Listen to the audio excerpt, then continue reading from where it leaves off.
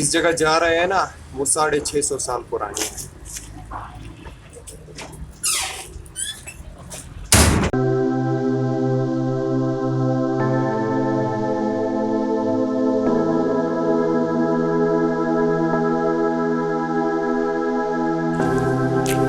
So finally हम पहुंच चुके हैं.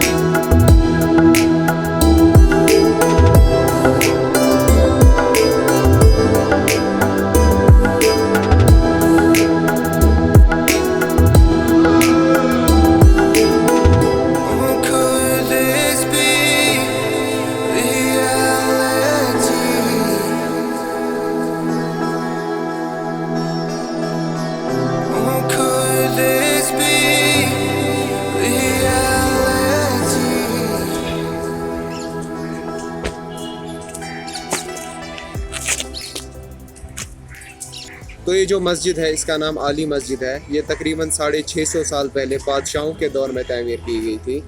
لیکن پھر 19ویں صدی میں یہ مسجد جل کر شہید ہو گئی. لیکن اسی دور میں ایک افغانی بادشاہ نے اس کو پھر سے تعمیر کروا دیا. لیکن پھر 1947 کے بعد جب کشمیر میں حالات خراب ہونے لگے تو لوگوں نے دھیرے دھیرے اس مسجد میں نماز پڑھنا بند کر دیا. دھیرے دھیرے لوگوں نے اس مسجد میں آنا بند کر دیا، جس کی وجہ سے کیا ہوا کہ یہ مسجد کھنڈر میں تبدیل ہو گئی.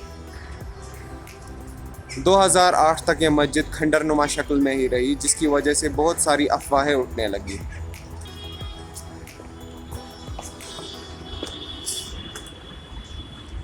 بہت ساری افواہیں بھی پھر اٹھنے لگی عالی مسجد کے بارے میں. بہت ساری کہانیاں بننے لگی اس کے بھوتوں کے بارے میں.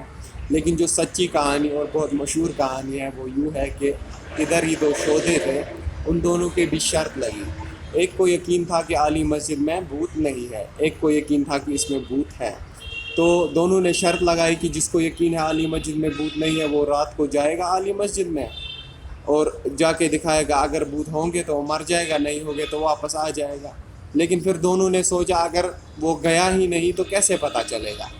تو انہوں نے ڈیسائیڈ کیا کہ جب وہ رات کو جائے گا وہ وہاں پر چھوٹی سی لکڑی زمین میں گھسا کے آئے گا. پھر جب وہ صبح دونوں ادھر جائیں گے، اگر لکڑی ہوگی تو پتہ چل جائے گا کہ وہ گیا ہے، اگر نہیں ہوگی تو پتہ چل جائے گا کہ وہ نہیں گیا ہے. جب وہ شودہ رات کو خوف زدہ ہو کر مسجد کے اندر گیا تو اس نے جلدی جلدی اپنا کام کرنے کی کوشش کی. اس نے وہ لکڑی لی اور زمین میں گھسانا شروع کر دیا. لیکن اس بیوقوف کا فیرن نیچے گر گیا، جس کی وجہ سے وہ لکڑی فیرن کے آر پار ہو کے زمین میں گھس گئی. تو جب وہ شودہ جلدی جلدی لکڑی لگا کے اٹھنے لگا تو فیرن تو اٹک چکا تھا زمین میں. تو اس نے اٹھنے کی کوشش کی تو فیرن تو پیچھے جا ہی نہیں رہا ہے. اس کو لگا کہ مجھے بھوت نے پکڑ لیا ہے، جس کی وجہ سے وہ وہیں پہ ہارٹ اٹیک سے مر گیا.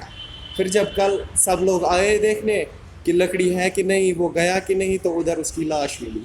جس کی وجہ سے افواہوں نے کیا پورا زور پکڑ لیا کہ ہاں عالی مسجد میں جن ہے.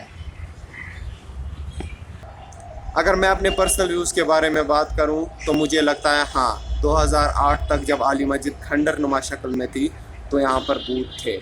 کیونکہ ہم جب عیدگاہ میں کرکٹ کھیلا کرتے تھے تو جب پیاس لگتی تھی تو ہم یہاں آتے تھے پانی پینے.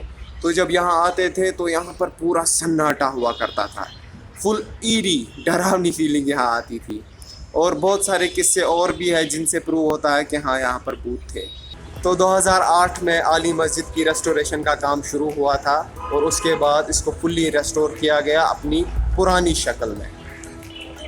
عالی مسجد کا جو پورا سٹرکچر ہے نا ان دیودار کے پلرز پہ کھڑا ہے، اور یہ دیودار کے پلرز نقاشی کیے گئے ہوئے پتھروں پہ کھڑے ہیں. دیکھیے کتنی خوبصورت نقاشی کی گئی ہے ان پتھروں پہ. مسجد کے جو دروازے ہیں نا وہ اس سٹائل میں بنے ہیں، کشمیری ووڈن آرٹ کے سٹائل میں. اس مسجد کی جو کھڑکیاں ہیں نا ان میں اس طریقے کی جالی استعمال ہوئی ہے کشمیری سٹائل کی. اس کی وجہ سے نا اس کی کھڑکیاں مجھے بہت پسند آتی ہے اور بہت خوبصورت بھی لگتی ہے. پورے 2 سال لگے تھے اس مسجد کو رینوویٹ کرنے میں, اور اس کی دیواروں میں جو موٹار یوز ہوا ہے وہ سیمنٹ کا نہیں لائم سٹون کا استعمال کیا گیا تھا, تاکہ اس کی جو اصل حیت ہے اس کو پریزرو کیا جائے. ہم اکثر یہاں پیچھے عیدگاہ میں کرکٹ کھیلا کرتے تھے, پھر جب تھک جاتے تھے یا پیاس لگتی تھی تو اس جال کو کراس کر کے عالی مسجد میں آ جاتے تھے. یہ مسجد کی مین انٹرنس ہے اور اس کے اندر جاتے ہی آپ کو احساس ہوگا کہ وقت کا زور یہاں کمزور ہے. آپ اپنی پرانی یادوں میں کہیں کھو جائیں گے اور آپ کو احساس ہوگا کہ زندگی چاہے کتنی ہی تیز کیوں نہ ہو, ہم تو دھیمے ہو سکتے ہیں.